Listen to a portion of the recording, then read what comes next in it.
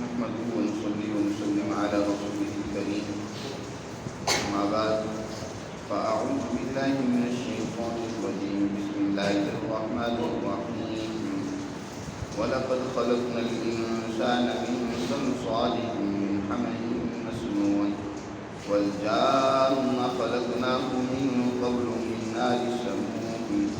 وإذ قال ربك للملائكة إني خالق بشرا من صلصال من حمأ مسنون فإذا سويته ونفخت فيه من روحي فقعوا له ساجدين فسجد الملائكة كلهم أجمعون إلا إبليس أبى أن يكون مع الساجدين. قال يا إبليس ما لك ألا تكون مع الساجدين؟ قال لم أكن لأسجد لبشر خلقته من صلصال من حمأ مسنون. قال فاخرج منها فإنك رجيم وإن عليك اللعنة إلى يوم الدين. قال رب فأنظرني إلى يوم يبعثون. قال فإنك من المنظرين إلى يوم الوقت المعلوم. قال رب بما أغويتني لأزينن لهم في الأرض ولأغوينهم أجمعين إلا عبادك منهم المخلصين. قال هذا صراط علي مستقيم. إن عبادي ليس لك عليهم سلطان إلا من اتبعك من الغاوين. وإن جهنم لموعدهم أجمعين لها 7 أبواب لكل باب منهم جزء مقسوم.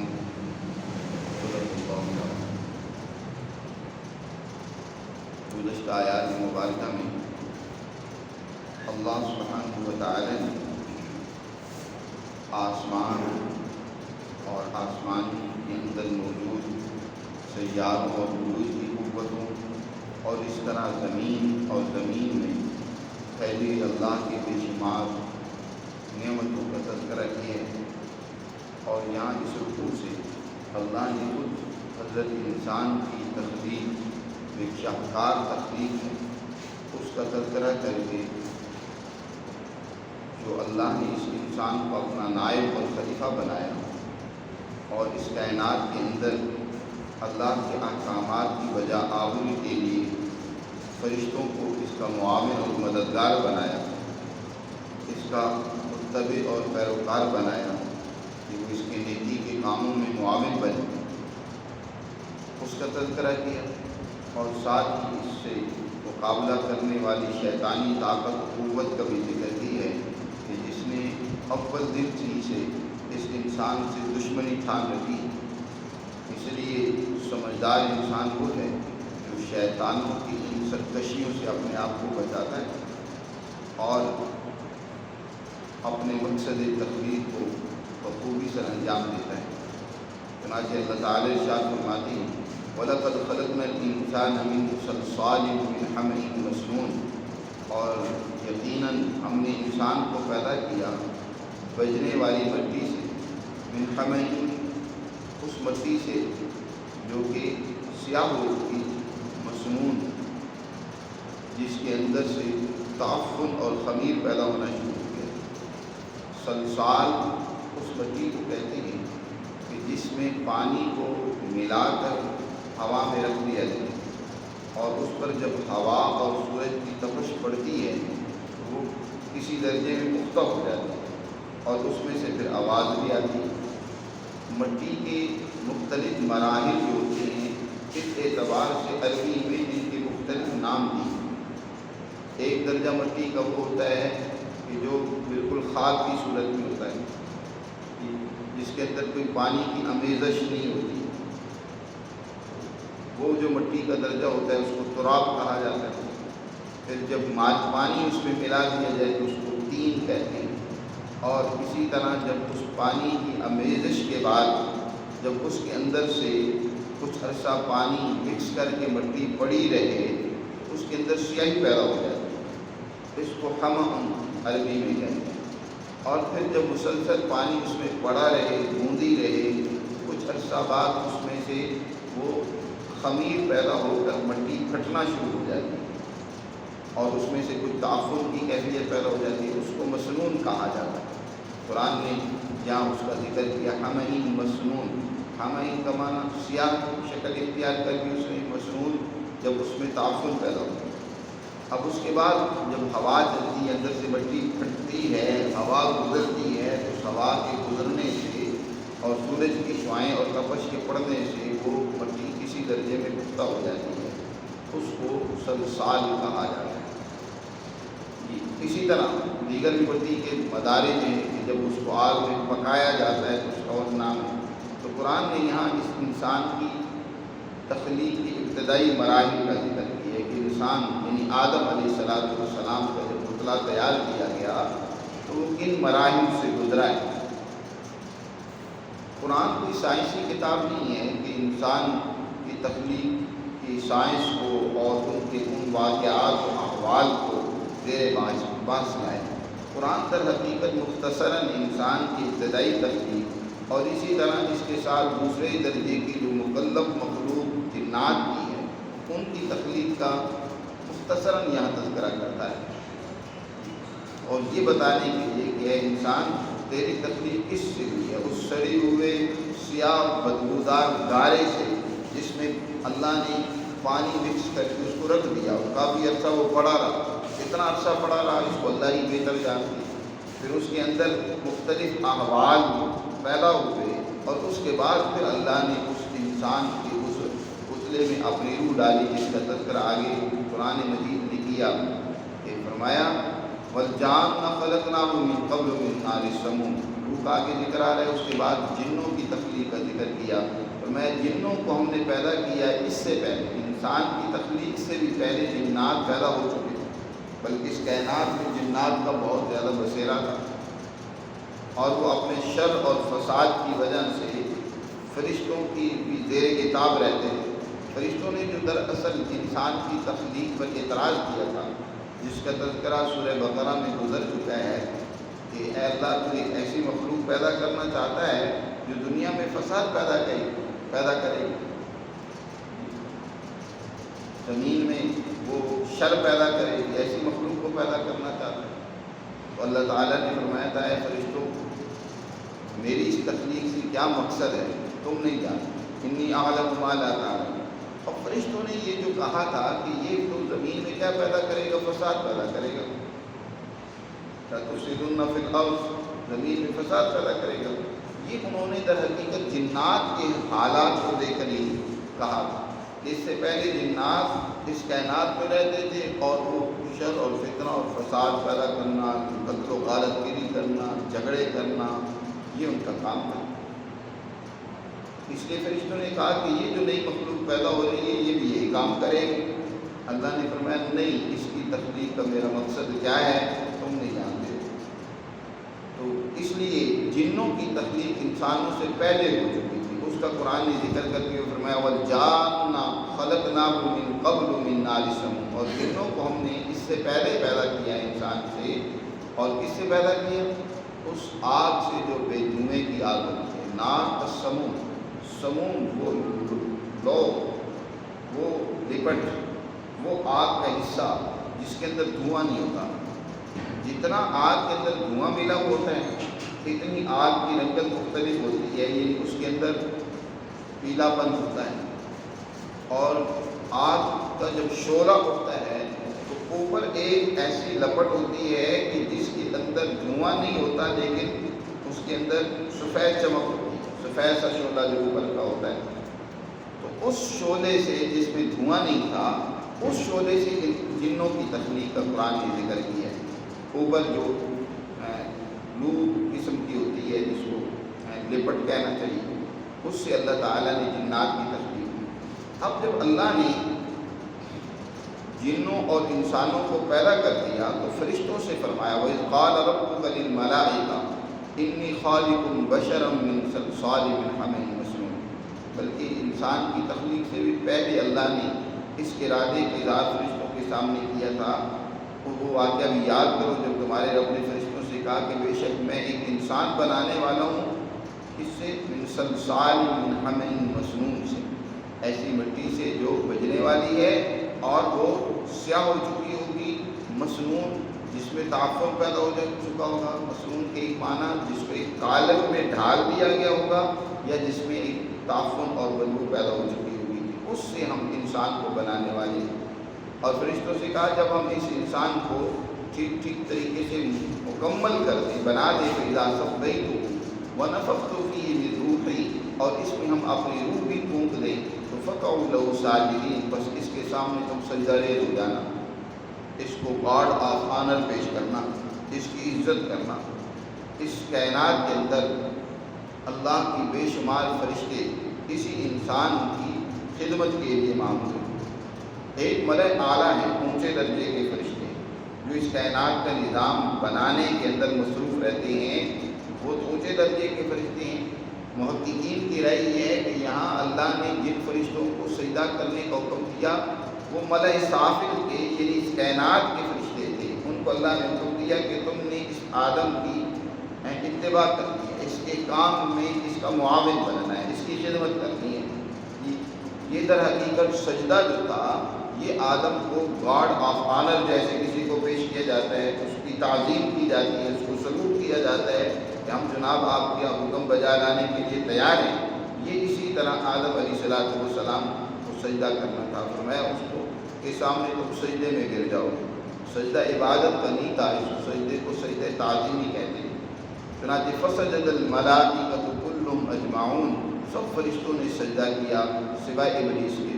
اس کائنات میں جنات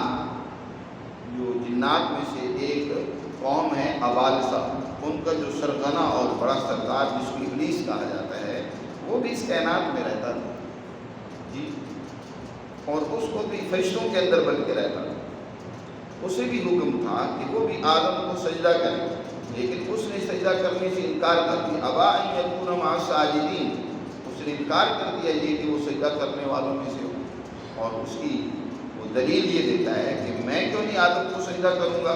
کہنے لگا یا قال، اللہ نے جب پوچھا نا یا ابلیس ما لک الا تکون مع الساجدین، ابلیس تمہیں کیا ہوا، تو نے کیوں نہیں سجدہ کیا؟ تو کہنے لگا لم اکن لاسجد لبشر خلقته من صلصال من حمأ مسنون، یہ میری شایان نشان نہیں ہے کہ میں سجدہ کروں ایسے انسان کو جس کو تو نے پیدا کیا ہے اسی بجنے والے سیاہ بدبودار گارے سے، جس کو آپ نے بنایا ہے اس کو میں سجدہ کروں؟ میری تخلیق تو کیا ہوئی ہے؟ آگ کے شعلے سے ہوئی ہے۔ اس آدم کی تخلیق کس کی ہوئی ہے؟ سیاہ بدبودار گارے سے، جو خشک ہونے کے بعد بجنے لگ پڑتا ہے، اس سے اس کو آپ نے پیدا کیا، تو کیا میں اس کو سجدہ کروں جو مجھ سے کم تر درجے کے مادے سے بنایا گیا؟ لیکن اس نے یہ نہیں دیکھا کہ حکم دینے والی کون سی ذات ہے، یا اس کے اندر اللہ نے جو روح اپنی رکھی ہے وہ روح بہت اونچے درجے کی ہے۔ اللہ نے اپنا ایک نور اور اس کی ایک روشنی اور لپٹ اور ایک تجلی اس انسان کی طرف منتقل کی ہے۔ قال فخرج، اللہ نے ناراض ہو کر فرمایا فخرج منہا، کہ تم ہمارے دربار سے نکل جاؤ، فإنک رجیم، بے شک تم مردود ہے، تیرے اوپر ہمیشہ اللہ کی لعنت پھٹکار ہوگی، وإن علیک اللعنۃ الی یوم الدین، قیامت تک کے لیے تیرے اوپر لعنت ہوگی۔ قال رب فانظرنی الی یوم یبعثون، وہ کہنے لگا کہ اے میرے پروردگار جب تو نے مجھے دھتکار ہی دیا تو پھر ایسا کر کے مجھے قیامت تک کے لیے زندہ رہنے کا موقع دے دے، قیامت تک کے لیے مجھے مہلت دے دے کہ میں زندہ رہ کر اپنا کام جو کرنا ہے وہ کرتا رہوں۔ اللہ نے ارشاد فرمایا اللہ تو ہر ایک کی مراد سنتا ہے، چاہے اس کو کوئی ماننے والا ہو چاہے انکار کرنے والا ہو، ہر ایک کی مراد کو سنتا نہیں پورا بھی کرتا ہے۔ ابلیس نے بھی اللہ سے اگر مطالبہ کیا، سوال کیا کہ اللہ مجھے قیامت تک کے لیے زندگی دے دے، تو اللہ نے ارشاد فرمایا جا فإنک من المنظرین، تجھے قیامت تک کے لیے مہلت ہم نے دے دی، الی یوم الوقت المعلوم تک، وقت معلوم تک تجھے، یعنی قیامت تک کے لیے مہلت۔ اب جب اسے مہلت مل گئی، زندگی مل گئی اتنی لمبی، اب کہنے لگا گھبراتے ہوئے کہنے لگا رب بما اغویتنی، اے میرے پروردگار تو نے جو مجھے پھٹکا دیا ہے مجھے اپنے راستے سے دور کر دیا ہے، تو لَأُزَيِّنَنَّ لَهُمْ فِي الْأَرْضِ، اب ان انسانوں کے لیے زمین میں کیا کروں گا؟ ان کے خواہشات کو مزین کر دوں گا، بدعملی اور گناہوں کو ان کی آنکھوں میں آراستہ کر دوں گا، وَلَأُغْوِيَنَّهُمْ أَجْمَعِينَ، اور ان سب کو میں بھٹکا کر چھوڑوں گا، تیرے راستے سے ہٹا کر چھوڑوں گا۔ لیکن ساتھ ہی اعتراف کرتا ہے إِلَّا عِبَادَكَ مِنْهُمُ الْمُخْلَصِينَ، مگر تیرے وہ بندے جو ان میں سے مخلص ہوں گے وہ میرے قابو میں نہیں آنے والے، ان کو میں نہیں بھٹکا سکتا۔ قال، اللہ تعالیٰ نے جواب میں فرمایا هَذَا صِرَاطٌ عَلَيَّ مُسْتَقِيمٌ، یہی خلوص در حقیقت میرا راستہ ہے۔ هَذَا صِرَاطٌ، یہ ہاذا کا اشارہ اس خلوص کی طرف ہے۔ جو انسان خلوص سے کام کرنے والا ہے وہی در حقیقت اللہ کے راستے پہ چلنے والا ہے۔ اور ایسے میرے جو بندے ہیں جو مخلص ہوں گے، اِنَّ عِبَادِي لَيْسَ لَكَ عَلَيْهِمْ سُلْطَانٌ، تو ان پر تیرا کوئی بس نہیں چلے گا، تو جتنا چاہے ڈورے ڈالتا رہے، جتنی چاہے کوششیں کرتا رہے، لیکن وہ میرے بندے، میرے راستے پہ چلنے والے مخلص بندے وہ تیرے قابو میں آنے والے نہیں ہیں۔ ہاں، إِلَّا مَنِ اتَّبَعَكَ مِنَ الْغَاوِينَ، تیرے قابو میں وہی آئیں گے جنہوں نے گمراہی کا راستے اختیار کر کے تیری پیروی کی، جو گمراہ ہو گئے، اس سیدھے راستے کو چھوڑ دیا اور وہ تیرے پیچھے چلنے لگ پڑے۔ وَإِنَّ جَهَنَّمَ لَمَوْعِدُهُمْ أَجْمَعِينَ، ان سب کے لیے اللہ کا وعدہ جہنم کا ہے، تیرے لیے بھی اور ان سب کے لیے بھی جو تیرے پیچھے چلے، تیری ذریت جو تیرے پیچھے چلنے والی ہے، ان سب کا ٹھکانہ جہنم ہوگا۔ اور جہنم اس کے 7 دروازے ہیں، لَهَا سَبْعَةُ أَبْوَابٍ، اس کے 7 دروازے ہیں، درجہ بدرجہ ہیں۔ بد اخلاقیوں، گناہوں اور جرائم کے اعتبار سے جہنم کے اللہ نے 7 دروازے رکھے۔ وہ 7 دروازے کا دروازہ ایک بھی بہت بڑا دروازہ ہے، سب کو جہنم میں جن کو پھینکنا ہے پھینکا جا سکتا ہے، لیکن بد اخلاقیوں کے درجے ہوتے ہیں۔ اس اعتبار سے ہر ایک درجے کے لیے الگ اللہ نے دروازہ جہنم کا مقرر کر رکھا ہے۔ مثلا ایک درجہ جو ہے، ایک دروازہ اس کا نام جحیم ہے، اسی کی طرح ایک دروازے کا نام حطوہ ہے، اسی طرح ایک کا نام جو ہے حاویہ ہے۔ یہ اللہ تعالیٰ نے جہنم کے سعیر، سقر، یہ مختلف جہنم کے دروازے ہیں، 7 دروازے، اور جن سے جہنمیوں کو ان کی بدعمالیوں کی بقدر سزا دیتے ہوئے جہنم میں داخل کریں گے۔ لِكُلِّ بَابٍ مِّنْهُمْ جُزْءٌ مَّقْسُومٌ، اور ہر دروازے کے لیے ان میں سے ایک حصہ ہے تقسیم کیا ہوا، یعنی ہر دروازے سے مخصوص بدعمالیوں کے لوگ جہنم میں داخل ہیں۔ اس طریقے سے یہاں اس رکوع میں اللہ سبحانہ و تعالیٰ نے انسان کی تخلیق کہ سب سے پہلے اس کا وجود اور پتلا تیار ہوا، اور پھر اس کے بعد اللہ نے جب اس کو مکمل کر دیا، فَإِذَا سَوَّيْتُهُ وَنَفَخْتُ فِيهِ مِن رُوحِي، اور اس میں ہم روح اپنی ڈال دیں، اس نے اس چیز کو نہیں دیکھا کہ اس کے اندر روح جو ڈالی گئی ہے، یہ روح انسان کے اندر 2 طرح کی ہوتی ہے۔ ایک روح حیوانی ہوتی ہے جو تو اسی عناصر اربعی سے تیار ہوتی ہے۔ انسان مثلا جو خوراک کھاتا ہے، یہی خوراک جب خوب ہضم ہو جاتی ہے تو اس کے لطیف حصے سے ایک ہوا پیدا ہوتی ہے، اس کو روح حیوانی یا روح طبی بھی کہتے ہیں۔ میڈیکل میں اسی روح سے عام طور پر بحث کی جاتی ہے، لیکن اس روح کے اوپر ایک اور روح ہوتی ہے جس کو روح ملکوتی کہتے ہیں، جو اللہ کی طرف سے ایک نورانی نقطہ آتا ہے، اور وہی نورانی نقطہ اس روح کے اوپر ایسے سوار ہو جاتا ہے جیسے کہ گھوڑ سوار جو ہے گھوڑے کے اوپر سوار ہو جاتا ہے اور اس کو چلاتا ہے۔ گویا روح حیوانی کو چلانے والا، روح حیوانی اس بدن کو چلانے والی ہے، وہ در حقیقت روح ملکوتی ہوتی ہے، جس کو اللہ نے فرمایا روحی، میری روح۔